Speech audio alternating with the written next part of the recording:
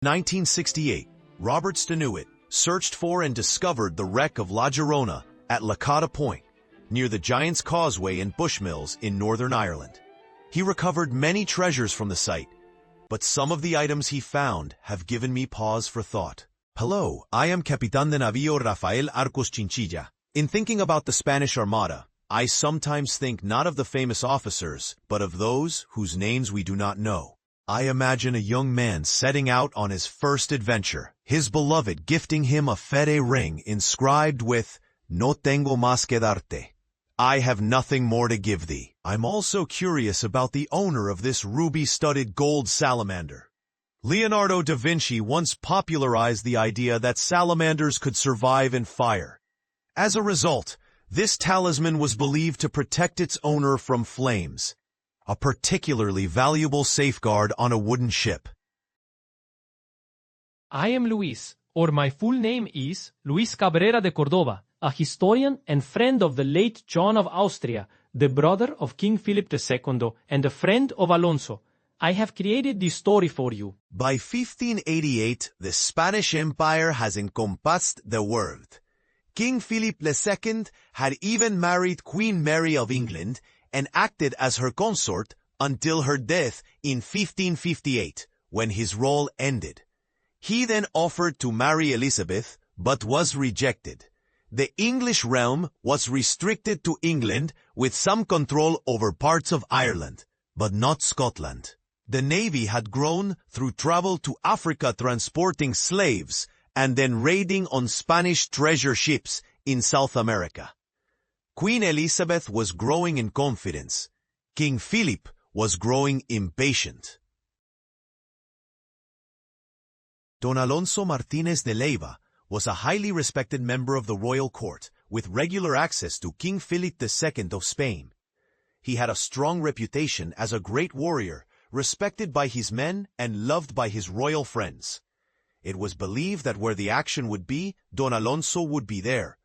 Unknown to him, the king entrusted another with the declaration that Don Alonso would be given command of the entire Armada, should its leader, Medina Sidonia, fall in battle. The mighty Armada approaches the English Channel. Leading the fleet is La Rata Santa Maria Encoronada, a formidable carrack, commanded by Don Alonso. But all was not going well inside the command team. I, Don Alonso, and Admiral Recalde attended the ship's council of Media Sidonia. I spoke only once. I pointed out that we cannot enter the English Channel before we know the Duke of Parma has his army at Calais, ready to board our fleet. Moving 20,000 soldiers is a major operation. Admiral Recalde confirmed there is no deep water to the harbor to anchor our ships. We will be at the mercy of the English. Medina Sidonia looked up and stated, "The king has ordered it. It shall happen." Admiral Recalde and I have been excluded from attending any further ship's council meetings. As the Armada approached, Sir Francis Drake surprised his captains. "Gentlemen, I have been informed the Spanish Armada has been seen. However, I have 10 shillings wagered on this game, and I intend to win it. I have time to win the game and thrash the Spanish too." As the fleet sailed into the English Channel, they knew they'd have to take on the English Navy before they could reach Calais and join up with their army. Still, with their big, powerful galleons, they were feeling pretty confident. The English, on the other hand, knew the Spanish were on their way, but had no idea just how massive their fleet really was. Don Alonso has protested el plan. He knew they would be fighting l'Inglés across la Inglés Channel, but if they got to Calais, there would be nowhere to anchor. The only hope was that the army of Flanders would already be on board their barges and ready to go. The Spanish planned to get up close to enemy ships, hook onto them with grappling irons, and send their soldiers aboard to take over and wipe out the crew. The English, on the other hand, preferred to stay back and blast the Spanish from a distance with their stronger cannons. After 4 running battles, the Armada made it to Calais. Neither side had really managed to do much damage to the other. At Calais, there was no sign of the Spanish army. the 130 warships anchored at sea to await the army. The English fleet of 100 ships watched helplessly. My Lord Howard, the Spanish are bottled up outside Calais. I think they are waiting for their army to join them.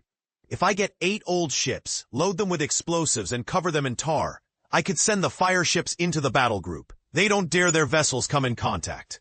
Francis, this could be the answer. I will direct the fleet to move further into the North Sea.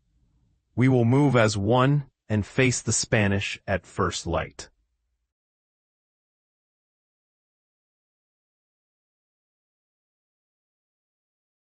As Drake's fire ships approached, 2 were towed away, but the rest carried on. The Spanish pankissed and cut their anchor ropes and got out of the way.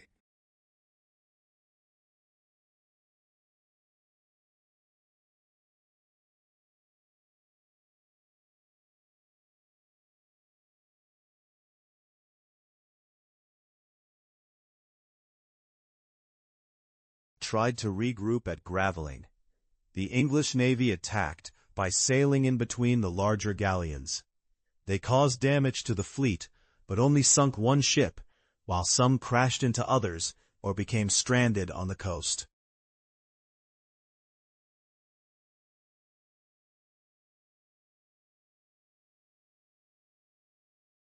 Devastating cannon fire. The Spanish formation shattered their invasion dreams, sinking beneath the waves. One night of fire changed history forever. After the battle at Gravelines, Admiral Medina Sidonia thought about giving up, but he just couldn't face the idea of returning to his king in defeat. Both the Spanish and English ships were running low on ammo, so the English kept a close eye on the Spanish fleet to see what they'd do next. When the Spaniards turned north, the English decided to head back to their own ports. Medina Sidonia figured the best move was to sail around Scotland, down the west coast of Ireland, and then back to Spain. But the weather had other ideas. The Rata was starting to fall behind as the fleet moved around Ireland. The helmsman was finding it difficult to stay away from the rocky shore of Malin Head, and most of the ship's crew were dead or ill, with the ship starting to flood. Don Alonso was worried. Suddenly, the storm cleared, and they began their journey down the west coast of Ireland.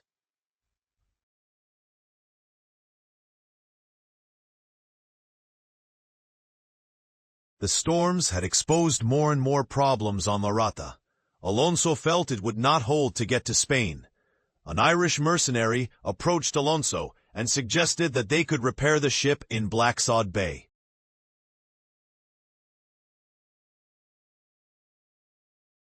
The storm struck again without warning.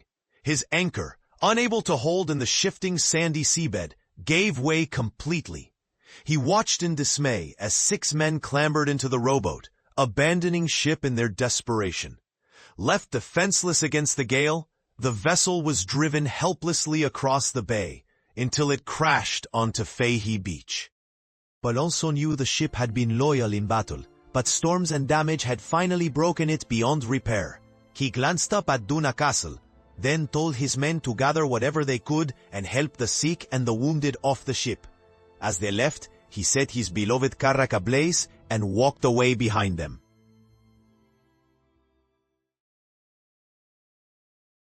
As the storm began to abate, one of Alonso sent out search parties to try to find food. One party met locals who took them to Ely Bay, where they saw La Duquesa Santa Ana under repair. They packed up and headed to Ely Bay to meet up with the captain, Pedro Mare, and found he had lost many of his crew. Don Alonso took command, and both crews worked together to complete the repairs.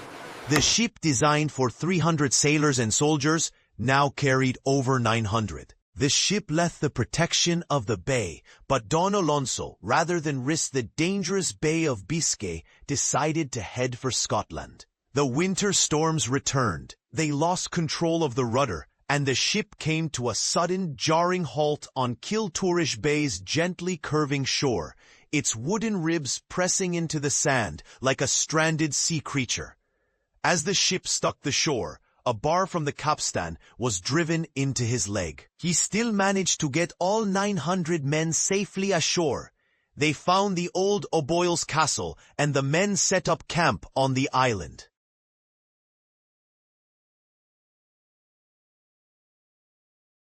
With La Duquesa Santa Ana beyond repair, they began to repair O'Boyle's castle. Then one day, a local fisherman told the Irish mercenaries, "A large ship is under repair in Killybegs, with many foreigners on board." Don Alonso could not walk and asked his men to travel to Killybegs and come back for him later.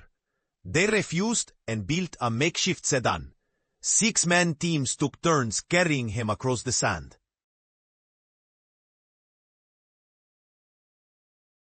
Don Alonso sat up in his sedan. Here was a fully working harbor.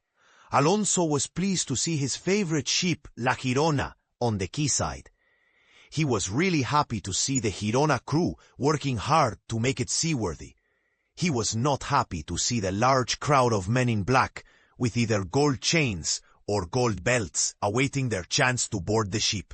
He recognized them as the king's preferred administradores, destined to take over the management of England in the king's name. Then he realized the poorly dressed men were sailors who had survived various shipwrecks and made their way here. Alonso had to leave many behind. He crammed in 1,300 souls onto La Girona. There was not a space left. As they began to leave Ireland behind, the winds kept pushing them away from Scotland. Suddenly the rudder broke again, and the ship was at the mercy of the sea. Then Alonso saw Dunluce Castle on the top of a cliff. They would be safe there, but the waves took them beyond the castle, beyond the Giant's Causeway and into the rocks of La Cala Point. The ship broke on the rocks and the crew and passengers fell into the sea. Only 7 men survived, to be rescued by Sorley Boy MacDonnell and brought to his castle.